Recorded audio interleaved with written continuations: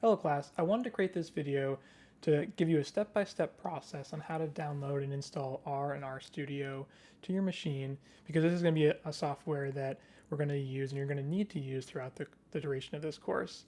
It's not a simple, simple software that we can just download. There's a couple things we need to make sure that we have all set up, and then I'm also going to show in the end of the video for people specifically with Chromebooks or who do not want to download the program to their computer and they would prefer to use a cloud-based version. So to get into the first part of the video will be for downloading the system onto your machine, which I suggest. The reason that I suggest that is because if you have it on your computer, then you won't have to worry about saving your work. You won't have to worry about running out of hours in the month. The cloud-based version, you can only have so many CPU or so many hours that you're actually working on projects in R. So that's just going to be a limitation and could be a frustration throughout the course. So I suggest the first option, but if that's not an option that will work for you, I'm going to show you a second option at the end of the video. So let me share my screen and give you a step-by-step. So the first thing is just going to open up an internet browser of your choice. I prefer Safari.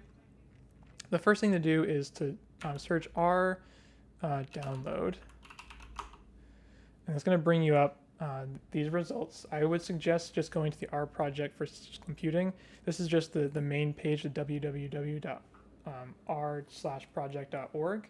And then you're going to click on the first thing in the top left-hand corner, which is the CRAN repository. Now, there's a lot of different versions or different mirrors of this software. It doesn't really, I think that's something you have to be concerned yourself with. You just have to scroll all the way down to the USA, and then you need to select one of these mirrors. I just always select Oregon State, so you can go with that one. Now, if you have a Windows, they're going to select R, download R for Windows, and you're probably going to be downloading the base, so if you've never installed it for the first time. If you have a Mac, like me, you're going to click download R for Mac OS, and you're going to see that there are two different packages that you can download for Mac, one being for Intel Macs and one being for M1 Macs. Now, I have an M1, so I'm going to download the M1 Mac installation. But how do you find out which Mac you have? So you're going to click on the Apple logo, and you're going to go to About This Mac, and then you're going to see underneath chip, it'll say either Intel, it could be an Intel Core i5, Intel i7, i3, or it's going to say Apple M1 or M2. If it says Apple M1 or M2, then you have an Apple Silicon chip. If it doesn't, if it says Intel, then you have an Intel-based chip. The Intel-based chip will be up here, that package. The M1 chip will be down here, this package. So I'm going to click on this for download, and I'm going to start that in the download process. Now, while it's downloading, let's flip over to RStudio download,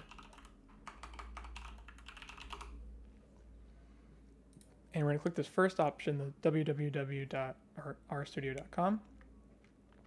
And now we just need to download the IDE. So you're going to click on this RStudio desktop, and you're going to click the free download. So you're going to click on this download. It will automatically detect what system you're on and will download the right version for you. Now I have those two things downloading in the background, and nothing different here. You're going to want to make sure, so if in your downloads you're going to have R and RStudio, you're going to click on the R one first, and you're going to follow those installation steps. So you're basically going to hit continue all the way through. There's nothing special here. I'm not going to go through these steps because I already have it installed. And then you're going to want to do the steps for RStudio. Now, the reason for that is because early in the video I mentioned that RStudio is an IDE, so you need R installed for you to be able to use RStudio, because RStudio essentially runs on top of R. Now, if you have a Mac or PC, you're probably all set. You don't need to watch the end of this video. But what if you have a Chromebook or you want to use the web-based version of RStudio? Now, if you have a Chromebook and you want to install it on your own computer, what I suggest is you do Chromebook RStudio download. And usually for me, it's the second option that comes up from this blog.sellorm.com. This is going to give you a comprehensive guide on how to install R and RStudio on a Chromebook. You're going to need to follow some specific steps because there's no native installation for a Chromebook, but there is a way of getting that on a Chromebook.